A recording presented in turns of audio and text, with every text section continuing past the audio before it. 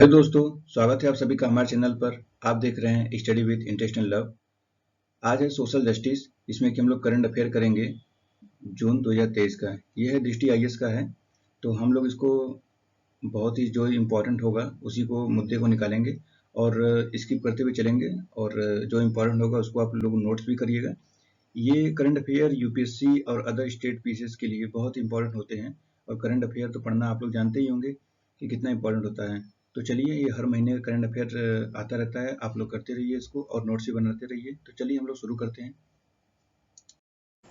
तो यहाँ पर है सोशल जस्टिस, तो इसके टॉपिक है हंगर हॉटस्पॉट FAO WFP यानी कि फूड एग्रीकल्चर एंड ऑर्गेनाइजेशन और वर्ल्ड फूड प्रोग्राम। तो चर्चा में क्यों देखते हैं। खाद्य और कृषि संगठन तथा विश्व खाद्य कार्यक्रम की हालिया रिपोर्ट के अनुसार हंगर हॉटस्पॉट FAO और WFP तीव्र खाद्य असुरक्षा पर प्रारंभिक चेतावनी। भारत के पड़ोसी देश पाकिस्तान, अफगानिस्तान और म्यांमार दुनिया में हंगर हॉटस्पॉट के केंद्र हैं। रिपोर्ट की मुख्य विशेषताएं क्या हैं। अति उच्च चिंता वाले हॉटस्पॉट यानी कि 22 देशों में 18 क्षेत्र ऐसे हैं जहां तीव्र खाद्य असुरक्षा परिमाण और गंभीरता बढ़ सकती है। पाकिस्तान, मध्य अफ्रीकी गणराज्य, इथियोपिया, केन्या, कांगो लोकतांत्रिक गणराज्य और सीरियाई अरब गणराज्य बहुत अधिक चिंता वाले हॉटस्पॉट हैं। इन सभी हॉटस्पॉट्स में बड़ी संख्या में ऐसे लोग हैं जो गंभीर खाद्य असुरक्षा का सामना कर रहे हैं। साथ ही बिगड़ते हालातों के साथ आने वाले महीनों में स्थितियों के और तेज होने की उम्मीद है। उच्च चिंता वाले देश क्या है, तो अफगानिस्तान, नाइजीरिया, सोमालिया, दक्षिण सूडान और यमन में चिंता का स्तर उच्चतम बना हुआ है, सबसे ज्यादा यहाँ पर है। हैती, साहेल, बुर्किना फासो और माली तथा सूडान भुखमरी के उच्चतम स्तर तक पहुंच गए। ये सब अफ्रीकी देश है। हाल ही में सूडान संघर्ष के कारण यह स्थिति हैती के साथ साथ बुर्किना फासो और माली में लोगों के आंदोलन तथा वस्तुओं पर कड़े प्रतिबंधों की वजह से उत्पन्न हुई है। माली में तो हमेशा ही आतंकवादी प्रक्रिया होती रहती है, इस समय भी हुआ है।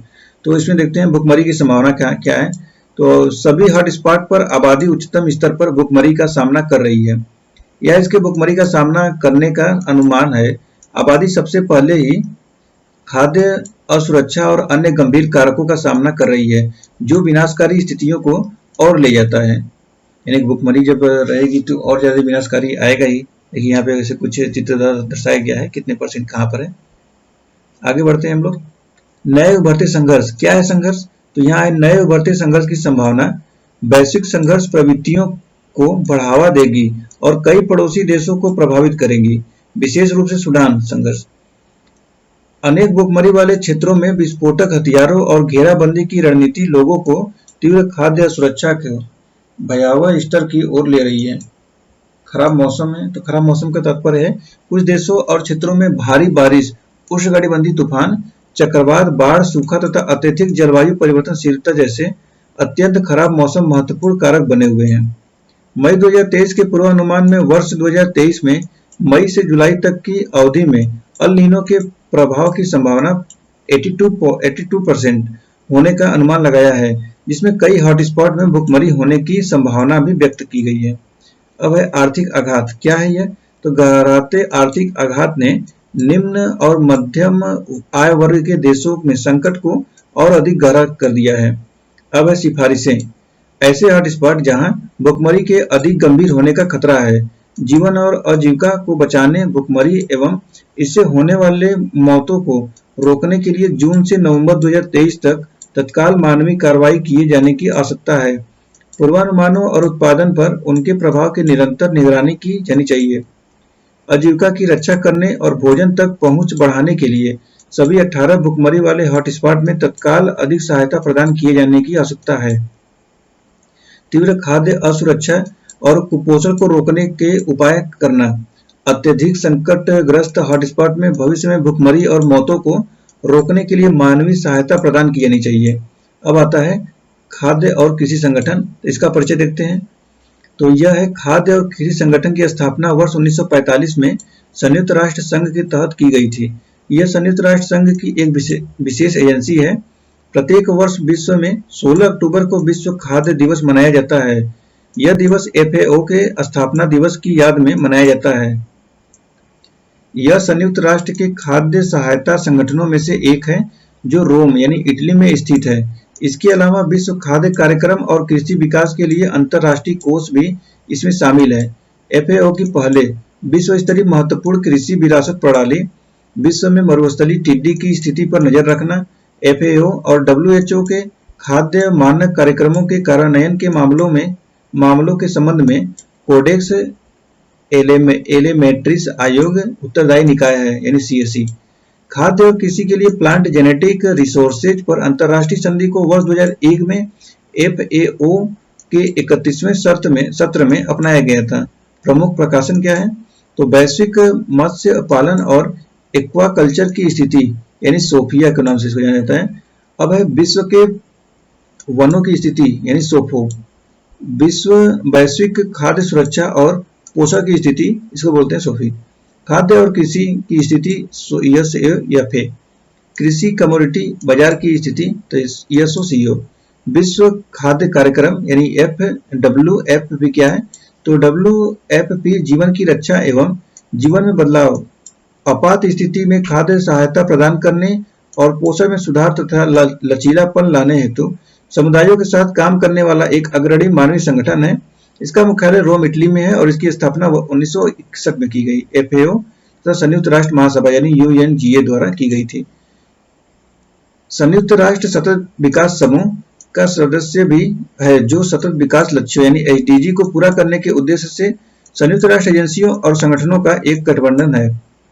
अंतर्राष्ट्रीय समुदाय ने वर्ष 2030 तक भुखमरी को समाप्त करने, खाद्य सुरक्षा सुनिश्चित करने और पोषण में सुधार करने का संकल्प लिया है। WFP 120 से अधिक देशों और क्षेत्रों में संघर्ष के कारण विस्थापित हुए एवं आपदाओं के कारण निराश्रित हुए लोगों के लिए जीवन रक्षक खाद्य उपलब्ध करवाता है। टॉपिक है वैश्विक दासता सूचकांक 2023। तो क्यों चर्चा में है देखते हैं। वॉक फ्री फाउंडेशन की एक नई रिपोर्ट वैश्विक दासता सूचकांक यानी ग्लोबल सिल्वरी इंडेक्स 2023 वैश्विक स्तर पर आधुनिक दासता के बढ़ते प्रचलन पर प्रकाश डालती है। रिपोर्ट के अनुसार ऐसी स्थितियों में रहने वाले लोगों की संख्या 50 मिलियन तक पहुंच गई है, जिसमें पिछले 5 वर्षों में 25% की व्यापक वृद्धि देखी गई है। रिपोर्ट उस महत्वपूर्ण भूमिका पर प्रकाश डालती है जो G20 देशों ने अपनी व्यापार गतिविधियों और वैश्विक आपूर्ति श्रृंखलाओं के माध्यम से इस संकट को बढ़ाने में निभाई है। भारत, चीन, रूस, इंडोनेशिया, तुर्की और अमेरिका उन शीर्ष G20 देशों में शामिल है जहां सबसे अधिक संख्या में बंधुआ मजदूर हैं। अब देखते हैं आधुनिक दासता क्या है। आधुनिक दासता में शोषण के विभिन्न रूप शामिल हैं, जिसमें जबरन श्रम, जबरन विवाह, ऋण बंधन, व्यावसायिक यौन शोषण, मानव तस्करी, गुलामी जैसी प्रथाएं और बच्चों को बिक्री एवं शोषण शामिल किया गया है। और इसमें आधुनिक दासता के परिणाम व्यक्तियों, समुदायों और समाज के लिए विनाशकारी है। यह मानवाधिकारों का उल्लंघन करती है, मानवीय गरिमा को कम करती है और सामाजिक एकजुटता को नष्ट करती है। यह आर्थिक विकास को भी बाधित करती है, असमानता को बनाए रखती है और भ्रष्टाचार को बढ़ावा देती है। यह संघर्ष आतंकवाद एवं संगठित अपराध को बढ़ावा देकर वैश्विक सुरक्षा और स्थिरता के लिए खतरा पैदा करती है। वैश्विक दासता सूचकांक 2023 की प्रमुख उपलब्धियां क्या हैं? तो इसके प्रमुख बिंदु हैं कुछ, जैसे कि वैश्विक दासता सूचकांक 2023 के अनुसार अनुमानित 50 मिलियन लोग वर्ष 2021 में किसी भी दिन आधुनिक गुलामी दासता के शिकार थे। वर्ष 2016 के बाद इस संख्या में 10 मिलियन लोगों की वृद्धि हुई। इसका मतलब है कि विश्व में प्रत्येक 160 में से एक व्यक्ति आधुनिक दासता का शिकार है। यह प्रति 1000 लोगों पर आधुनिक दासता के अनुमानित प्रसार के आधार पर 160 देशों की रैंकिंग करता है। अधिकतम प्रसार वाले देश उत्तर कोरिया यानी 104.6, इरिट्रिया में 93 तथा मॉरिटानिया में 79 है, जहां आधुनिक दासता व्यापक और प्रायः राज्य प्रायोजित है। यही उत्तर कोरिया वाला है जो कि किम जोंग वाला है, 104 लोग वाके हैं। सबसे कम प्रचलन वाले आइसलैंड 0.6, आयरलैंड में है 0.8 तथा न्यूजीलैंड में 0.9, जहां मजबूत शासन और आधुनिक दासता के लिए प्रभावी प्रतिक्रियाएं स्पष्ट हैं। आधुनिक दासता में एशिया और प्रशांत के लोगों की संख्या सबसे अधिक है यानी कि 29.3 मिलियन। भारत में 8 की व्यापकता है यानी प्रति 1000 लोगों पर आधुनिक दास्ता में रहने वाली जनसंख्या का अनुमानित अनुपात है 8। भारत का याद रखिए 8 है। देखिए सबसे नंबर 1 पे नॉर्थ कोरिया आ रहा है दास्ता के मामले पे 104, उसके बाद एरिट्रिया है, फिर मॉरिटानिया है, सऊदी अरेबिया है, तुर्की, तजाकिस्तान। देखिए इसमें फिर इसमें शीर्ष रैंक पर है। देखिए स्विट्जरलैंड है, फिर स्विट्जरलैंड और Norway, Germany, Netherland, Sweden, Denmark, Belgium, Ireland और जापान, फिनलैंड ऐसे हैं। तो चलिए आगे बढ़ते हैं हम लोग। भारत का याद रखिएगा 8 नंबर पे। योगदान देने वाले कारक क्या हैं? तो रिपोर्ट प्रमुख कारकों के रूप में जलवायु परिवर्तन, सशस्त्र संघर्ष, कमजोर शासन और कोविड-19 महामारी जैसी स्वास्थ्य आपात स्थितियों की पहचान करती है जिन्होंने आधुनिक दास्ता में वृद्धि में योगदान दिया है। मुख्यतः कमजोर श्रमिक सुरक्षा वाले देशों से 468 बिलियन अमेरिकी डॉलर के उत्पादों के आयात के कारण आधुनिक दास्ता में जीवन ही जी रहे लोगों में से आधी संख्या G20 देशों से है, जिससे श्रमिकों की स्थिति खराब हो रही है। वैश्विक आपूर्ति श्रृंखलाओं की भूमिका क्या है? तो जटिल और अपारदर्शी वैश्विक आपूर्ति श्रृंखलाएं जबरन मजबूरी से जुड़ी हुई हैं, जिनमें कच्चे माल की प्राप्ति, निर्माण, पैकेजिंग और परिवहन शामिल है। रिपोर्ट उच्च जोखिम वाले उत्पादों जैसे इलेक्ट्रॉनिक्स, कपड़ा, ताड़ का तेल और सौर पैनलों के आयात यानी सोलर पैनल आयात के साथ जबरन मजदूरी, मानव तस्करी तथा बाल श्रम पर भी प्रकाश डालती है। इससे पता चलता है कि G20 देश जो कि सामूहिक रूप से प्रत्येक वर्ष अरबों डॉलर के कपड़ा और परिधान की वस्तुओं का आयात करते हैं, उसके उत्पादन में जबरन मजदूरी का उपयोग किए जाने की भी संभावना है। इसका मूल्यांकन पद्धति क्या है? तो राजनीतिक अस्थिरता, असमानता, बुनियादी जरूरतों की कमी, आपराधिक न्याय तंत्र, आंतरिक संघर्ष और विस्थापन जैसे कारकों ने एक राष्ट्र की आधुनिक गुलामी की वैधता को परिभाषित किया है। यहाँ कुछ रिपोर्ट है जो कि सूचकांक 2022 अंतर्राष्ट्रीय श्रम संगठन ILO, वर्क फ्री और अंतर्राष्ट्रीय प्रवासन संगठन यानी द्वारा जारी डेटा का उपयोग करता है कि ताकि यह स्पष्ट किया जा सके कि कैसे आधुनिक गुलामी सादे लिबास में छिपी हुई है। केस स्टडी कपड़ा उद्योग है। तो रिपोर्ट में कपड़ा उद्योग को जबरन मजदूरी में महत्वपूर्ण योगदानकर्ता के रूप में रेखांकित किया गया है। यह जबरन और अवैतनिक काम, स्वास्थ्य एवं सुरक्षा जोखिम, कम मजदूरी, लाभ की कमी तथा ऋण बंधन की स्थितियों का वर्णन करता है। तमिलनाडु में सुमंगली योजना को कताई मिलों में महिलाओं और लड़कियों को शोषणकारी स्थितियों के उदाहरण के रूप में उल्लेखित किया जाता है। अब अंतर्राष्ट्रीय प्रयास और चुनौतियां। तो वर्ष 2030 तक आधुनिक गुलामी, जबरन मजदूरी और मानव तस्करी को समाप्त करने के लक्ष्य को अपनाने के बावजूद रिपोर्ट में आधुनिक दासता में रहने वाले लोगों की संख्या में उल्लेखनीय वृद्धि तथा सरकारी कार्रवाई में प्रगति की कमी पर प्रकाश डाला गया है।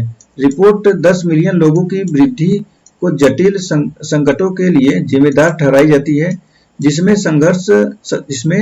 सशस्त्र संघर्ष, पर्यावरणीय गिरावट, लोकतंत्र पर हमले, महिलाओं के अधिकारों का वैश्विक रोल बैक और कोविड-19 महामारी के आर्थिक एवं सामाजिक प्रभाव शामिल हैं।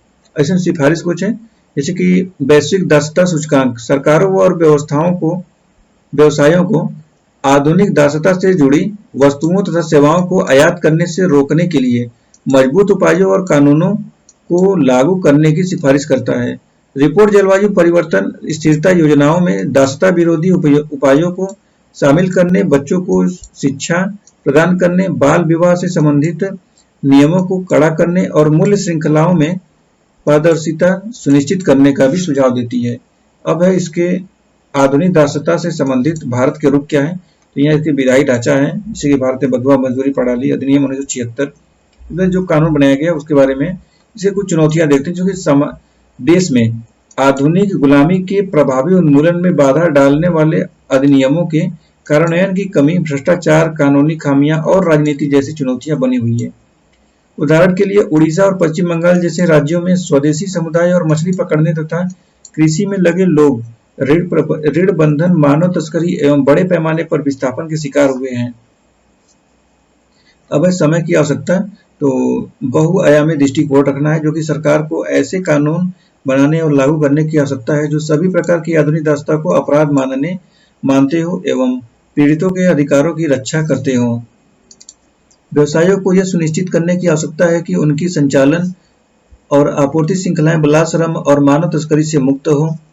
नागरिक समाज को जागरूकता बढ़ाने, बदलाव को प्रोत्साहित करने और प्रभावित लोगों को सहायता प्रदान करने की आवश्यकता है। व्यक्तियों को इस मुद्दे पर स्वयं को शिक्षित जागरूक करना चाहिए। उन्हें उन फर्मों से पारदर्शिता की मांग करनी चाहिए जिनके साथ वे व्यापार करते हैं या जिनमें निवेश करते हैं। साथ ही आधुनिक दासता के किसी भी संदिग्ध उदाहरण की सूचना देनी चाहिए। बंधुआ मजदूरी पर सर्वेक्षण है, तो आधुनिक दासता की स्थितियों में फंसे लोगों की पहचान करने और उनकी गणना करने की भी आवश्यकता है। भारत में बंधुआ मजदूरी पर आखिरी राष्ट्रीय सर्वेक्षण 1990 के दशक के मध्य में किया गया था। यहाँ पे कुछ एक नोट है जो कि वाक फ्री अंतरराष्ट्रीय मानवाधिकार समूह है, जो हमारे जीवन से आधुनिक दासता के सभी रूपों का उन्मूलन पर केंद्रित करता है। तो टॉपिक है विश्व स्वास्थ्य सभा का 76वां सत्र। तो देखते हैं चर्चा में क्यों है। विश्व स्वास्थ्य संगठन यानी WHO के मुख्यालय जिनेवा, स्विट्जरलैंड में 21 से 30 मई 2023 तक 76वां वार्षिक विश्व स्वास्थ्य सभा का आयोजन किया गया। वर्ष 2023 की थीम है WHO at 75 saving lives driving health for all. इसको थीम इसका याद रखिए, क्वेश्चन पूछ सकता है डायरेक्ट। तो 76वें विश्व स्वास्थ्य सभा में प्रधानमंत्री नरेंद्र मोदी और केंद्रीय स्वास्थ्य मंत्री की भागीदारी ने वैश्विक स्वास्थ्य के प्रति भारत की प्रतिबद्धता को उजागर किया। चीन और पाकिस्तान के विरोध के कारण ताइवान को WHO की बैठक से बाहर कर दिया गया था। विश्व स्वास्थ्य सभा, तो इसका परिचय देखते हैं। तो ये विश्व स्वास्थ्य सभा यानी WHO के निर्णय लेने वाली संस्था है जिसमें WHO में के सभी सदस्य देशों के प्रतिनिधि मंडलों ने भाग लिया। यह वार्षिक रूप में WHO के मुख्यालय जिनेवा, स्विट्जरलैंड में आयोजित की जाती है। WHO के कार्य क्या है? संगठन की नीतियों पर निर्णय लेना, WHO के महानिदेशक की नियुक्ति, वित्तीय नीतियों का प्रशासन, प्रस्तावित कार्यक्रम हेतु बजट की समीक्षा और अनुमोदन। तो प्रमुख बिंदु इसको देखते हैं, क्योंकि स्थानीय लोगों के स्वास्थ्य के लिए वैश्विक योजना है। स्थानीय लोगों के स्वास्थ्य के लिए वैश्विक कार्य योजना विकसित करने में हेतु मसौदा प्रस्ताव स्वीकार किया गया है। स्थानीय लोगों के साथ परामर्श और उनकी स्वतंत्र, पूर्व एवं सूचित सहमति पर जोर देना, गरीबी, हिंसा, भेदभाव, स्वास्थ्य सेवा तक सीमित पहुंच जैसी चुनौतियों का समाधान करना, या प्रजनन, मातृ और किशोर स्वास्थ्य कमजोर स्थितियों पर ध्यान देना है। सदस्यों के स्थानीय लोगों की विशिष्ट आवश्यकताओं की पहचान करने के लिए नैतिक डेटा एकत्र करने की आग्रह करना है। स्थानीय आबादी के स्वास्थ्य और कल्याण में सुधार लाना है। अब आता है ड्राउनिंग से होने वाली मौतों की रोकथाम के लिए वैश्विक गठबंधन क्या है। तो देखिए 76वीं WHO की बैठक के दौरान डूबने से होने वाली मौतों की रोकथाम के लिए वैश्विक गठबंधन की स्थापना की गई है। वर्ष 2029 तक डूबने यानी ड्राउनिंग से जुड़ी वैश्विक सार्वजनिक स्वास्थ्य संबंधी चिंताओं को दूर करने का लक्ष्य निर्धारित किया गया है। आगे बढ़ते हैं। अब देखते हैं रसायन, अपशिष्ट और प्रदूषण पर मसौदा संकल्प क्या है। तो 76वीं विश्व स्वास्थ्य सभा के दौरान रसायन, अपशिष्ट और प्रदूषण प्रभाव पर मसौदा प्रस्ताव स्वीकार किया गया। WHO ने संयुक्त राष्ट्र पर्यावरण कार्यक्रम के साथ अंतःस्रावी विघटनकारी रसायन रिपोर्ट को अद्यतन करने का आग्रह किया गया है। तो इसमें खराब रासायनिक अपशिष्ट प्रबंधन, दीर्घकालिक स्वास्थ्य प्रभाव पर चिंता व्यक्त की गई है। इसमें लिंग, आयु, विकलांगता और हानिकारक पदार्थों पर डेटा संग्रह का महत्व भी प्रदान करता है। WHO कार्यक्रम की बजट कितना है?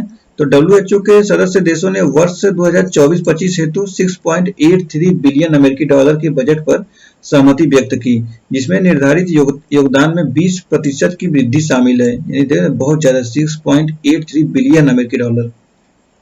इसमें है शीर्ष योगदानकर्ता में Germany, bill and Melinda Gates foundation, America, United kingdom और यूरोपीय आयोग शामिल हैं। इसमें लोग योगदान करते गए हैं। मेलिंडा गेट्स बहुत ज्यादा इसमें करते रहते हैं, बिल गेट्स के। शैक्षिक योगदान पर WHO की निरंतर शासन संबंधी चिंताओं को उजागर करती है और निरंतर तकनीकी सहयोग एवं लक्ष्य प्राप्ति की दिशा को प्रभावित करती है। वर्ष 2023 तक सभी के स्वास्थ्य में सुधार हेतु प्रभावी तकनीकी सहयोग प्रदान करने और ट्रिपल बिलियन लक्ष्य को प्राप्त करने की WHO की क्षमता में बाधा डालने वाले कारकों पर प्रकाश डाला गया है। यहाँ पर ट्रिपल बिलियन लक्ष्य सरल और सुगम है। WHO का लक्ष्य वर्ष 2023 तक निम्नलिखित प्राप्ति की है, यानी कि 1 अरब से अधिक लोगों को सार्वभौमिक स्वास्थ्य कवरेज से लाभान्वित करना, 1 अरब से अधिक लोगों को स्वास्थ्य आपात स्थितियों से बेहतर ढंग से सुरक्षित करना, 1 अरब से अधिक लोगों को बेहतर स्वास्थ्य और खुशहाली प्रदान करना। यानी अब यहाँ पे आता है पुनः पूर्ति तंत्र। क्या है यह? तो सदस्य राज्यों ने विश्व स्वास्थ्य संगठन यानी WHO के लिए वित्त के अनुकूल विकल्प प्रदान करने हेतु एक नए पुनः पूर्ति तंत्र को स्वीकार किया। वर्तमान में विश्व स्वास्थ्य संगठन का अधिकांश वित्त विशिष्ट स्वैच्छिक योगदान से आता है, जिससे आवश्यकता अनुसार वित्त को स्थानांतरित किया जा सकता है। पुनः पूर्ति तंत्र का उद्देश्य विश्व स्वास्थ्य संगठन के आधार खंड के गैर वित्तीय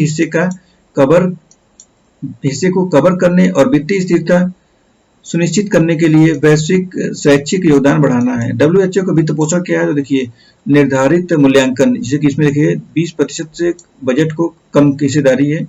विश्व स्वास्थ्य सभा में प्रत्येक 2 वर्ष में अनुमोदित किया जाता है। स्वैच्छिक योगदान क्या है? संगठन के वित्तीयंग 3/4 से अधिक के लिए खाता सदस्य राज्यों और अन्य भागीदारों द्वारा आगे लचीलेपन आधार का वर्गीकरण यानी CBC का।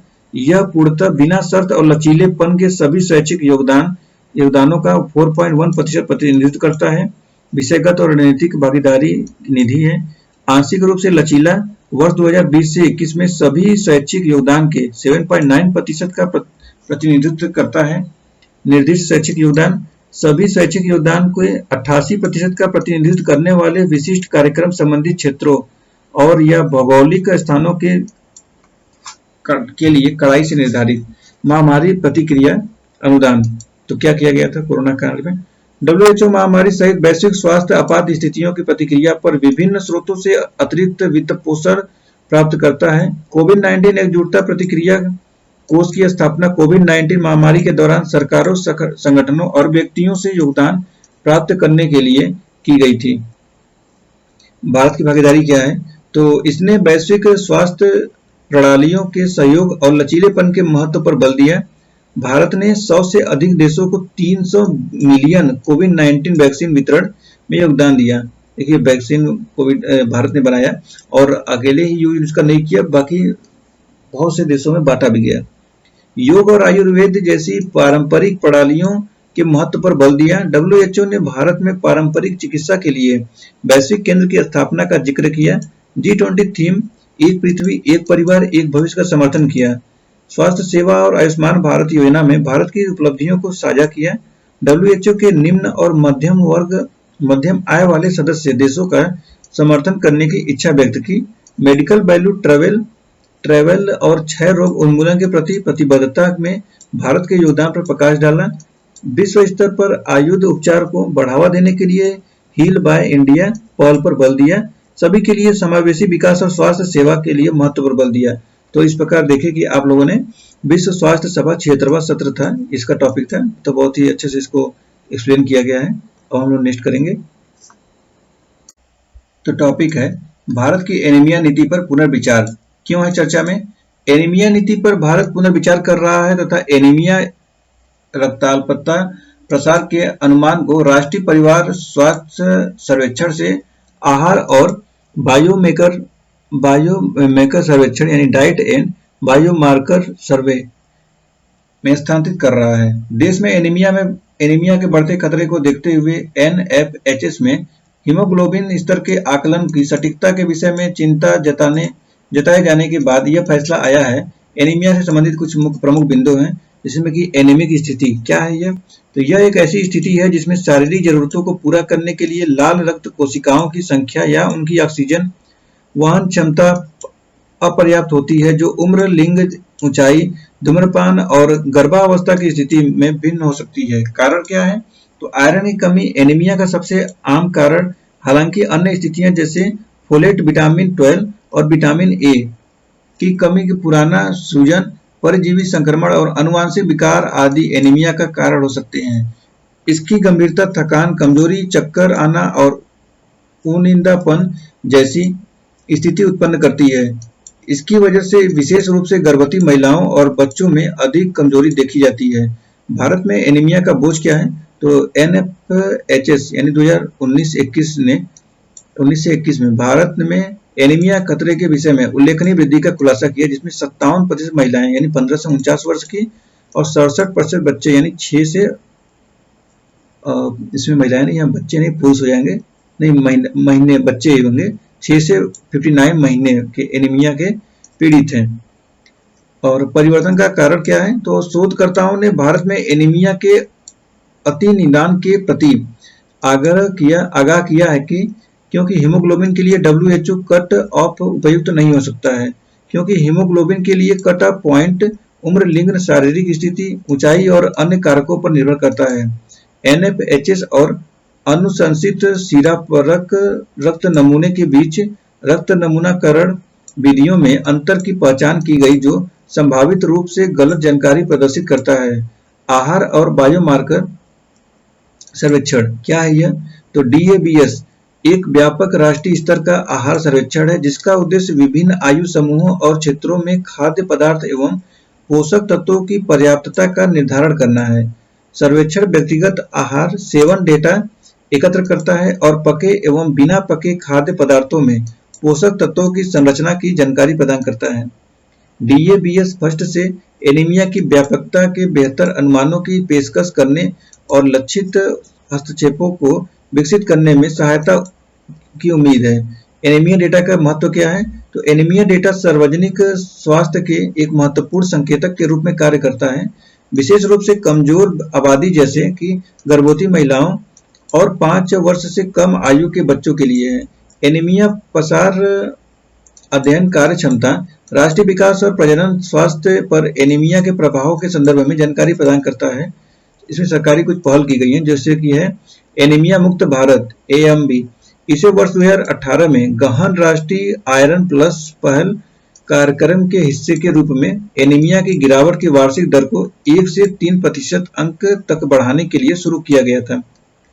AMB के लिए लक्ष्य समूह 6 से 59 महीने के बच्चे यानी 6 से 59 महीने के बच्चे और 5 से 9 वर्ष और 10 से 19 वर्ष की किशोर लड़कियां और लड़के, प्रजनन आयु की महिलाएं यानी 15 से 49 वर्ष, गर्भवती महिलाएं एवं स्तनपान कराने वाली माताएं, साप्ताहिक लव और फोलिक अम्ल अनुपूरण यानी इसको शॉर्ट में बोलते हैं WIFS। क्या है यह? तो यह कार्यक्रम किशोर लड़कियों और लड़कों के बीच एनीमिया के उच्च प्रसार की चुनौतियों को रोकने के लिए लागू किया जा रहा है। WIFS के तहत हस्तक्षेप में आयरन, फोलिक एसिड टैबलेट का साप्ताहिक अंतर्ग्रहण शामिल है। ब्लड बैंक का संचालन, गंभीर एनीमिया की जटिलताओं से निपटने के लिए जिला अस्पतालों और उप जिला सुविधाओं में रक्त भंडारण इकाई जैसे अनुमंडलीय अस्पताल, सामुदायिक स्वास्थ्य केंद्र की स्थापना हेतु कदम उठाए जा रहे हैं। प्रधानमंत्री सुरक्षित मातृत्व अभियान, यह एनीमिया की जांच और उपचार के लिए विशेष चिकित्सा अधिकारियों यानी OBGYN की मदद से प्रत्येक माह की 9 तारीख को आयोजित किया जाता है। उठाए गए अन्य कदम भी हैं कुछ, जैसे कि कृमि संक्रमण को नियंत्रित करने के लिए एल्बेंडाजोल के साथ द्विवार्षिक कृमिनाशक दवा दी जाती है। एनीमिक और गंभीर रूप से एनीमिक गर्भवती महिलाओं के मामलों की रिपोर्टिंग एवं ट्रैकिंग के लिए स्वास्थ्य प्रबंधन सूचना प्रणाली तथा मदर चाइल्ड ट्रैकिंग सिस्टम लागू किया जा रहा है। एनीमिया के लिए गर्भवती महिलाओं की सार्वभौमिक जांच प्रसव पूर्व देखभाल का एक हिस्सा है और सभी गर्भवती महिलाओं को उप केंद्रों एवं प्राथमिक स्वास्थ्य केंद्रों तथा अन्य स्वास्थ्य महिलाओं को की सुविधाओं के मौजूदा नेटवर्क के साथ साथ ग्राम स्वास्थ्य एवं पोषण दिवस में आउटरीच गतिविधियों के माध्यम से प्रसव पूर्व अवधि के दौरान आयरन व फोलिक एसिड की गोलियां प्रदान की जाती हैं। देखिए इसमें कुछ इसमें बताया गया है कैसे कॉज है और किससे इसमें एनीमिया के ट्रीटमेंट किए गए हैं। तो इस तरह ये समाप्त होता है। तो देखिए यह बहुत ही चर्चित मुद्दा है, हमेशा ही न्यूज में बना रहता है। हिंदू उत्तराधिकार अधिनियम के तहत ST महिलाएं संपत्ति के अधिकार से वंचित। तो देखते हैं चर्चा में क्यों है। केंद्र सरकार इस बात की जांच कर रही है कि हिंदू उत्तराधिकार अधिनियम के तहत अधिसूचना जारी किया जाए या नहीं, ताकि अनुसूचित जाति यानी कि जनजाति ST की महिलाओं के लिए लाभकारी प्रावधान लागू किया जा सके जो हिंदू धर्म को मानती हैं, ताकि उन्हें पिता हिंदू अविभाजित परिवार यानी हिंदू अनडिवाइडेड फैमिली यानी HUF की संपत्तियों में समान हिस्सा प्राप्त करने में सक्षम बनाया जा सके। अब देखते हैं इसके सब कुछ संबंधित प्रमुख मुद्दे हैं जो कि अधिनियम के बहिष्करण। तो क्या है ये? हिंदू धर्म को मानने वाली अनुसूचित जनजाति की महिलाओं को हिंदू उत्तराधिकार अधिनियम 1956 के लाभकारी प्रावधानों से बाहर रखा गया है। यह बहिष्करण उन्हें अन्य हिंदू समुदायों की महिलाओं की तुलना में पैतृक संपत्ति के उत्तराधिकार के समान अधिकारों से वंचित करता है। समान विरासत अधिकारों से इनकार। तो यह बहिष्करण के कारण एसटी महिलाएं अपने पिता या हिंदू अविवाहित परिवार की संपत्ति में समान हिस्से की हकदार नहीं है। विरासत के अधिकारों में यह असमानता लैंगिक असमानताओं को कायम रखती है और एसटी महिलाओं के वित्तीय सशक्तिकरण को बाधित करती है। जनजाति पहचान के आधार पर भेदभाव। तो हिंदू धर्म को मानने वाली एसटी महिलाओं को समान विरासत के अधिकार से वंचित करना उनकी आदिवासी पहचान के आधार पर भेदभाव का एक रूप है। यह भारतीय संविधान में प्रतिष्ठापित समानता और गैर भेदभाव के सिद्धांतों का खंडन करता है। सुप्रीम कोर्ट का निर्देश है। तो सुप्रीम कोर्ट ने कमला नेती बनाम विशेष भूमि अधिग्रहण अधिकारी और अन्य के मामले में केंद्र सरकार को यह जांच करने का निर्देश दिया कि क्या हिंदू उत्तराधिकार अधिनियम के तहत अनुसूचित जनजातियों के प्रावधानों की प्रयोज्यता के संबंध में प्रदान की गई छूट को वापस लेने के लिए संशोधन आवश्यक है। तो ये सुप्रीम कोर्ट का निर्देश था। आगे देखते हैं ये हिंदू उत्तराधिकार अधिनियम 1956 जो बनाया गया था। तो इसका देखते क्या है। ये है हिंदू कानून के मिताक्षरा स्कूल को हिंदू उत्तराधिकार अधिनियम 1956 के रूप में संहिताबद्ध किया गया था। यह कानून उत्तराधिकार और संपत्ति के उत्तराधिकार को नियंत्रित करता था, लेकिन कानूनी उत्तराधिकारी के रूप में केवल पुरुषों को ही मान्यता दी जाती थी। तो इसमें ये कानून बनाया गया था जिसमें पुरुषों को मान्यता थी, महिलाओं को नहीं। इसके प्रयोज्यता देखते हैं। यह उन सभी पर लागू होता है जो धर्म से मुस्लिम, ईसाई, पारसी या यहूदी नहीं है। इस कानून के लिए बौद्ध, सिख, जैन और आर्य समाज ब्रह्म समाज के अनुयायी भी हिंदू माने जाते हैं। देखिए इतने हिंदू इसमें हैं। बौद्ध, सिख, जैन को ये लोग को अलग नहीं, ये लोग हिंदू धर्म में आते हैं, इसको जानते रहिए। परंपरागत रूप से सामान्य पूर्वजों में केवल पुरुष वंशजों के साथ साथ उनकी माताओं, पत्नियों और अविभाजित बेटियों को एक संयुक्त हिंदू परिवार माना जाता है। कानूनी उत्तराधिकारी संयुक्त रूप से पारिवारिक संपत्ति रखते हैं। अब है हिंदू उत्तराधिकार संशोधन अधिनियम 2005। तो वर्ष 1956 के अधिनियम को सितंबर 2005 में संशोधित किया गया था और महिलाओं को वर्ष 2005 से संपत्ति के विभाजन के लिए सहदायिक के रूप में मान्यता दी गई थी।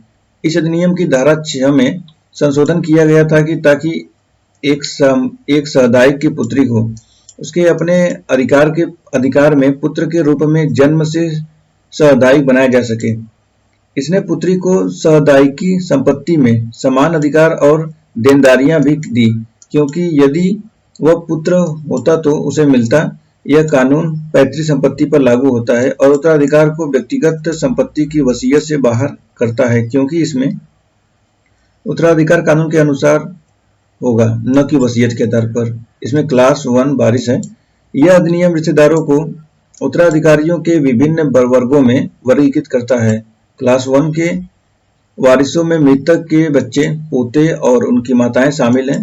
क्लास 1 के वारिसों के अनुपस्थिति में संपत्ति क्लास 2 के वारिसों को दी जाती है, जिसमें पिता पुत्र की पुत्री का पुत्र, भाई बहन, पिता का विधवा और भाई की विधवा आदि। अब है वसीयतनामा उत्तराधिकार। तो यह क्या है जानते हैं इसके बारे में। यह अधिनियम वसीयत के उत्तराधिकार को भी मान्यता देता है, जहां एक व्यक्ति अपनी संपत्ति को वैध वसीयत के माध्यम से बेच या हस्तांतरित कर सकता है और कुछ प्रतिबंधों और कानूनी असुविधाओं को छोड़कर व्यक्ति को अपनी इच्छा के अनुसार संपत्ति वितरित करने की स्वतंत्रता है। विधवाओं के अधिकार है। तो अधिनियम विधवाओं के अधिकारों को उनके मृत पतियों से संपत्ति प्राप्त करने के लिए मान्यता प्रदान, मतलब कि अगर किसी के कोई महिला विधवा हो गई है तो उसके पति अगर मृत्यु हो गया है, विधवा हो ही जाएगी तब, तो उसको भी संपत्ति में मान्यता मिलेगी, यही कह रहा है। विधवा अपने पति द्वारा छोड़ी गई संपत्ति में अन्य कानूनी उत्तराधिकारियों से साथ हिस्सा भी लेती है। तो ये सही है। अब यहाँ पर है कुछ हिंदू विधियों के प्रकार हैं, जैसे कि मितक्षरा कानून और दायभाग कानून। तो इसको देखते हैं। मितक्षरा शब्द याज्ञवल्क्य के स्मृति पर विज्ञानेश्वर द्वारा लिखी गई एक टिप्पणी के नाम से लिया गया है। तो वहीं दयाभाग शब्द जीमूत वाहन द्वारा लिखित इसी तरह के नाम वाले पाठ से लिया गया है। मितक्षरा में है कि इसका अनुसरण भारत के सभी भागों में किया जाता है और बनारस, मिथिला, महाराष्ट्र और द्रविड़ स्कूलों में विभाजित है, जो कि दया भाग में। तो इसका अनुसरण बंगाल और असम में किया जाता है। देख लीजिए, तो यहाँ पर है बनारस मतलब इधर यूपी, मिथिला और महाराष्ट्र मुंबई की साइड, और द्रविड़ यानी कि दक्षिण, लेकिन इसका पूर्वोत्तर तरफ है बंगाल और असम में। चलिए नेक्स्ट देखते हैं। मितक्षरा में है कि एक पुत्र जन्म से ही संयुक्त परिवार का पैतृक संपत्ति में ही प्राप्त कर लेता है, जबकि दया भाग में है कि एक पुत्र के पास जन्म से स्वतः स्वामित्व का कोई अधिकार नहीं होता है, लेकिन वह इसे अपने पिता की मृत्यु पर प्राप्त कर सकता है। देखिए इसमें मितक्षरा में है कि जैसे ही पुत्र पैदा होता है तो तुरंत उसको मिलना, ये कंफर्म हो जाता है कि उसको परिवार में मिलेगा ही उसकी संपत्ति। लेकिन इसमें जब उसके पिता मरेंगे तब होंगे। आप लोग समझ गए होंगे। चलिए फिर एक और है मितक्षरा का। एक साहदायिक का हिस्सा परिभाषित नहीं है और इसका निपटान नहीं किया जा सकता है, लेकिन दया भाग में है कि प्रत्येक साहित्य का हिस्सा परिभाषित किया गया है और उसका निपटान भी किया जा सकता है। तो ये एक उसका प्रॉफिट भी है। नेक्स्ट है कि एक पत्नी बंटवारे की मांग नहीं कर सकती है, लेकिन उसे अपने पति और बेटों के बीच किसी भी बंटवारे में हिस्से का अधिकार है। और फिर इसमें है दया भाग में, यह महिलाओं के लिए समान अधिकार मौजूद नहीं है, क्योंकि बेटे विभाजन की मांग नहीं कर सकते हैं क्योंकि पिता पूर्ण मालिक है। और अब मितक्षरा में क्या है, सभी सदस्य पिता के जीवन काल के दौरान साहदायिक अधिकार प्राप्त करते हैं, और दया भाग में पिता के जीवित रहने पर पुत्रों को साहदायिक अधिकार प्राप्त नहीं होते हैं। तो इस प्रकार थे। नेक्स्ट टॉपिक है भारत में मैनुअल स्क्वेजिंग। तो ये चर्चा में क्यों है। केंद्रीय सामाजिक न्याय और अधिकारिता मंत्रालय द्वारा हाल ही में जारी आंकड़ों के अनुसार 766 में से केवल 508 जिलों ने स्वयं को मैला ढोने की प्रथा से मुक्त घोषित किया है। देखिए ये तो बहुत ही अभी तक मैला ढोने वाला प्रक्रिया चली रहा है। यह विसंगति मैला ढोने की प्रथा की वास्तविक स्थिति और सरकारी प्रयासों की प्रभावशीलता को लेकर चिंता उत्पन्न करती है। तो मैनुअल स्क्वेजिंग हाथ से मैला उठाने की प्रथा है, जैसे कि हाथ से मैला ढोने की प्रथा को किसी सुरक्षा साधन के बिना और नग्न हाथों से सार्वजनिक सड़कों एवं सूखे शौचालयों से मानव मल को हटाने, सेप्टिक टैंक, गटर एवं सीवर की सफाई करने के रूप में परिभाषित किया गया है। भारत में हाथ से मैला ढोने की प्रथा एक लंबे समय से चलती आ रही है। यह समस्या है, हालांकि इसे वर्ष 1993 से आधिकारिक रूप से प्रतिबंध कर दिया गया है, लेकिन कहाँ लोग मान रहे हैं। अभी तक भी हाथ से ही मैला ढोने की लोग तो कभी कभी मनोबल में एकदम डूब जाते हैं, एकदम अंदर चले जाते हैं नाक बंद करके, बहुत गंदगी होती है। तो इसको उस पर कानून बनाया गया, लेकिन फिर भी कोई मानने को तैयार होता नहीं है। हाथ से मैला उठाने की भी प्रथा चली रहा है। तो हाथ से मैला उठाने वालों के लिए संवैधानिक सुरक्षा उपाय और कानूनी प्रावधान है। जैसे कि संवैधानिक सुरक्षा उपाय है, भारतीय संविधान हाथ से मैला उठाने वालों को विभिन्न अधिकार और सुरक्षा की गारंटी प्रदान करता है, जैसे अनुच्छेद 14 है, 17 है, 21 है, 23 है। आप लोग इसको तो जानते ही होंगे, 14, 17, 23, 21, 23। ये विधिक प्रावधान हाथ से मैला उठाने वाले कर्मियों के नियोजन का प्रतिषेध और उनका पुनर्वास अधिनियम 2013 की मुख्य कानून है, जिसका उद्देश्य भारत में इस प्रथा को प्रतिबंधित और उन्मूलन करना है। यह किसी को भी हाथ से मैला ढोने वाले के रूप में नियोजित करने अथवा नियुक्त करने पर रोक लगाता है, और अस्वच्छ शौचालयों के निर्माण अथवा रखरखाव को भी प्रतिबंधित करता है। अब आता है भारत में हाथ से मैला उठाने की प्रथा के निरंतर प्रसार के कारण। तो है यहाँ पर देखिए, इसको पॉइंट देखते हैं। अकुशल सीवेज प्रबंधन प्रणाली है, जाति आधारित सामाजिक पदानुक्रम है, मतलब कि छोटे जाति के लोगों को रखा जाता है कि वो मैला उठाएंगे, जैसे कि पहले होता था वैसे ही अभी भी बहुत ज़्यादा चलता रहता है। आजीविका में वैकल्पिक अवसरों की कमी है, मतलब उनको ज़्यादा आजीविका में अवसरों की कमी नहीं मिल पाती है। अगर कोई जान जाता है कि जो मैला उठा रहा है, तो उनको किसी भी घर में कहाँ कोई जॉब दे पाता है। उनके बर्तन वगैरह कपड़े सब अलग ही रख देते हैं। नेक्स्ट आता है इसकी प्रभाव, कि मैला ढोने वाले से प्रभाव क्या पड़ता है। तो स्वास्थ्य संबंधी खतरा होता है, तो स्वास्थ्य संबंधी खतरा होगा ही, जैसे कि हैजा, टाइफाइड, मलेरिया, हेपेटाइटिस, ये सब। और गरिमा और मानवाधिकार का उल्लंघन होता है, जैसे कि अब कोई मैला उठाता है तो फिर उनसे लोग बहुत दूरी बना के रहते हैं, बहुत बच के रहते हैं कि अरे क्या, उससे हाथ भी नहीं मिला पाते हैं। अगर उसको कोई बर्तन को छू दिया तो उस बर्तन को भी नहीं छूते हैं लोग, तो इससे अधिकार उसकी गरिमा और मानवाधिकार का उल्लंघन होता है। फिर मनोवैज्ञानिक और भावनात्मक आघात। अब अगर किसी व्यक्ति को इतना ज़्यादा कोई डिसअपॉइंटमेंट करेगा, उसको हमेशा ऐसा व्यवहार करेगा कि तुम अलग हो इससे, तुम्हारा काम अच्छा नहीं है ऐसा, तो उसको हमेशा मनोवैज्ञानिक मतलब एक लगेगा कि उसको मानसिक दबाव पड़ रहा है, उसके आत्मसम्मान में कमी आ रही है, उसके अवसादों की भावनाओं को कुचला जा रहा है, उसके सम्मान नहीं किया जा रहा है, तो उसको ऐसा लगेगा उसके मनोवैज्ञानिक को आघात किया जा रहा है। आगे आता है मैनुअल स्क्वेंजिंग पर अंकुश लगाने हेतु सरकार की पहल तथा सर्वोच्च न्यायालय के निर्देश। मतलब सुप्रीम कोर्ट का क्या निर्देश है? सुप्रीम कोर्ट है निर्देश है कि 2014 में सुप्रीम कोर्ट के एक आदेश ने सरकार को वर्ष 1993 से सीवेज कार्य में मरने वाले सभी लोगों की पहचान करने तथा प्रत्येक के परिवार को मुआवजे में 10 लाख रुपए देने का प्रदान करना, ये मतलब अनिवार्य कर दिया गया था 10 लाख रुपए का अगर कोई इससे मरा है तो। पुनर्वास के प्रयास, तो इसमें भुगतान और सब्सिडी दिया गया। लगभग 58,000 मैनुअल स्वीकृति की पहचान की गई तथा प्रत्येक को 40,000 रुपए तक का एक मुश्त नगद भुगतान किया गया। लगभग 22,000 मैनुअल स्क्वेंजर को कौशल प्रशिक्षण कार्यक्रम से जोड़ा गया। अपना स्वयं का व्यवसाय शुरू करने में रुचि रखने वालों को सहायता प्रदान करने हेतु सब्सिडी और ऋण उपलब्ध कराया जाता है। इसका उद्देश्य मैनुअल स्क्वेंजिंग से होने वाली मौतों को पूरी तरह समाप्त करना है। अब यहाँ पर है नमस्ते योजना के साथ विलय, इसको करना है। तो सीवर कार्य 100% मशीनीकरण के साथ सभी मैनुअल स्क्वेंजर के पुनर्वास की योजना को नमस्ते योजना यानी कि नमस्ते स्कीम के साथ मिला दिया गया है। वित्त वर्ष 2023-24 के केंद्रीय बजट में पुनर्वास योजना हेतु विशिष्ट आवंटन का अभाव है, लेकिन नमस्ते योजना के लिए 1,000 करोड़ रुपए आवंटित किए गए हैं। इसमें देखिए नमस्ते की योजना में सेप्टिक टैंक सीवर वगैरह है जो कि मशीनों से कार्य किया जाएगा, वही है। इसके कुछ पहले हैं जैसे सफाई मित्र सुरक्षा चुनौती, स्वच्छता अभियान ऐप, राष्ट्रीय गरिमा अभियान, राष्ट्रीय सफाई कर्मचारी आयोग। देखते हैं इसके आगे का क्या है। इसमें प्रौद्योगिकी संचालित समाधान, मतलब उसे क्या नाम है, टेक्नोलॉजी का यूज किया जाए। उदाहरण के लिए खतरनाक वातावरण में मानव हस्तक्षेप की आवश्यकता को कम करने, सीवर लाइन और सेप्टिक टैंकों को साफ करने के लिए स्वचालित सीवर सफाई रोबोट तैनात किए जा सकते हैं। रोबोट द्वारा मैला उठाने के लिए।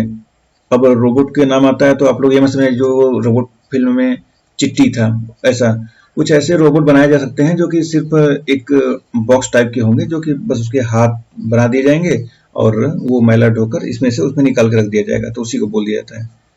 उद्यमता और कौशल विकास को बढ़ावा देना, जिससे कि सरकारी और गैर सरकारी संगठन, पाइपलाइन, विद्युत कार्य, कंप्यूटर साक्षरता और उद्यमता जैसे क्षेत्रों में व्यावसायिक प्रशिक्षण प्रदान करना, ताकि मैला ढोने वालों का को सुरक्षित तथा अधिक प्रतिष्ठित व्यवसायों में रोजगार में पाने में मदद मिल सके।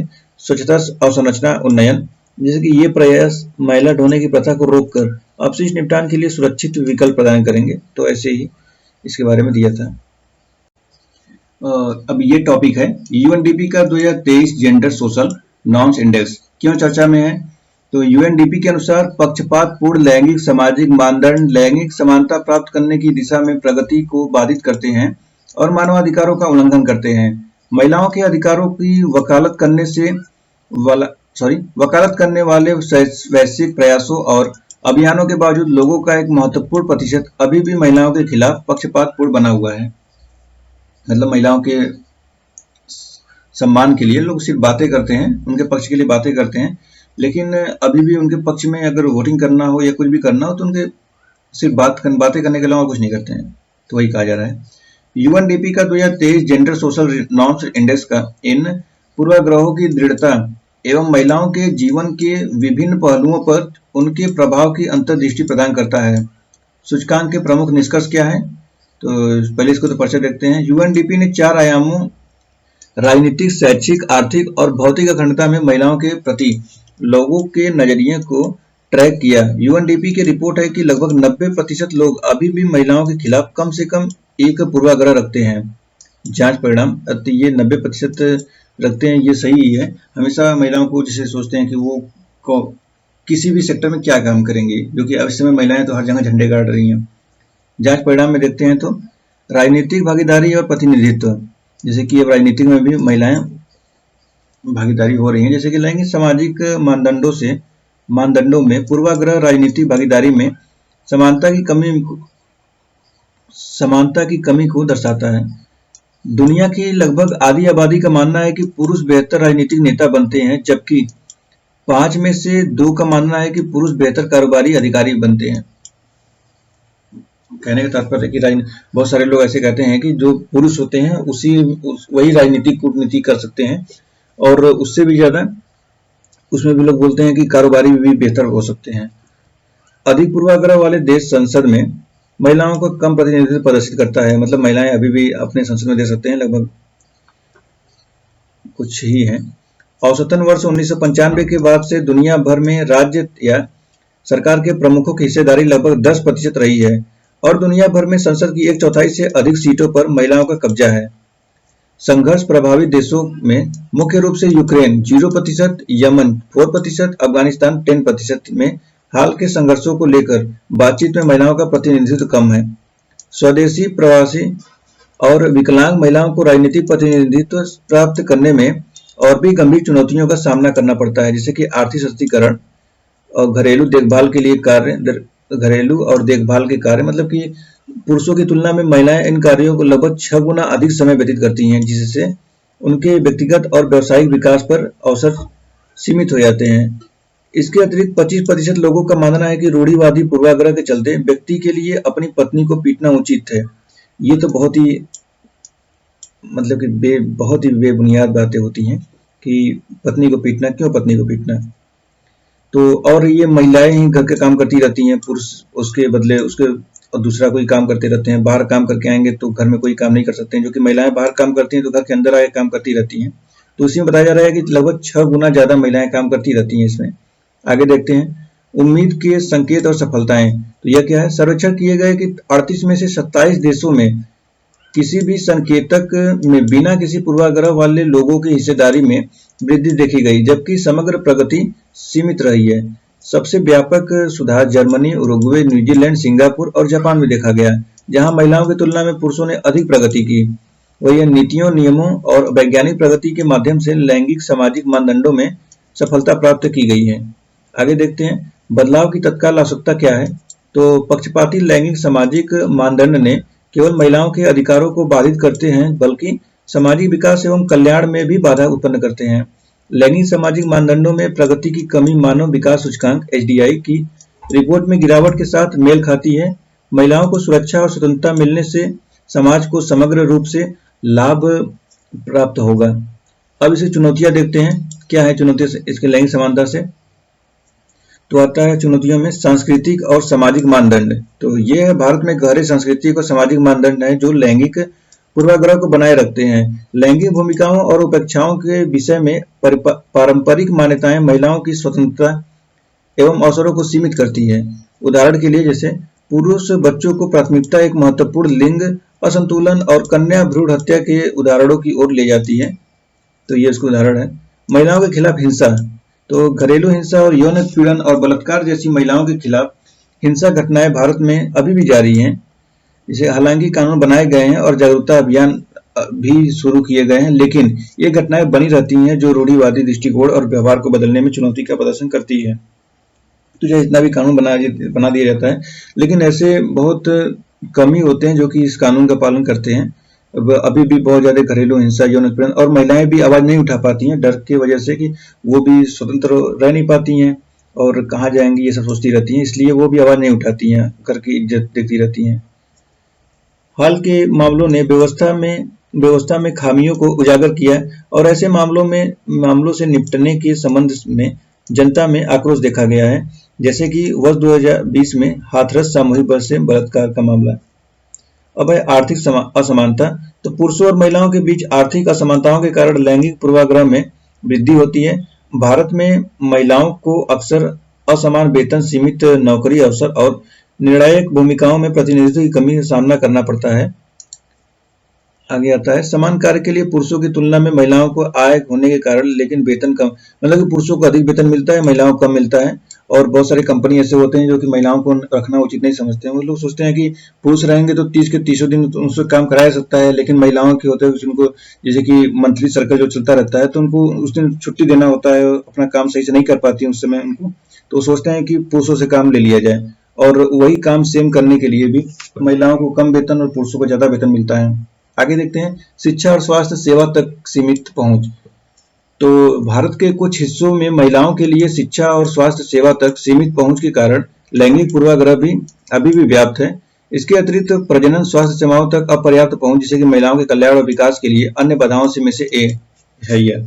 जैसे कि यह स्वास्थ्य सेवा, अगर कोई महिला माँ वगैरह बनने वाली है तो बहुत कम ही योजनाओं का लाभ उठा पाती है, तो वही कहा जा रहा है।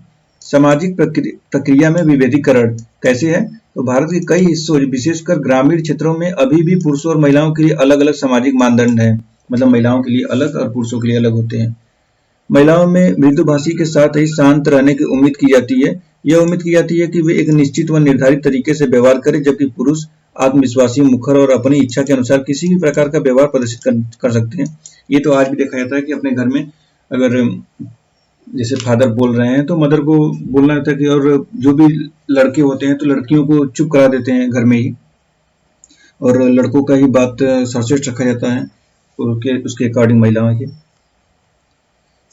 महिला सशक्तिकरण से संबंधित हालिया सरकारी योजना क्या है? योजनाएं तो सुकन्या समृद्धि योजना, बेटी बचाओ बेटी पढ़ाओ योजना, प्रधानमंत्री मातृ वंदना योजना, प्रधानमंत्री महिला शक्ति केंद्र योजना, वन स्टॉप सेंटर।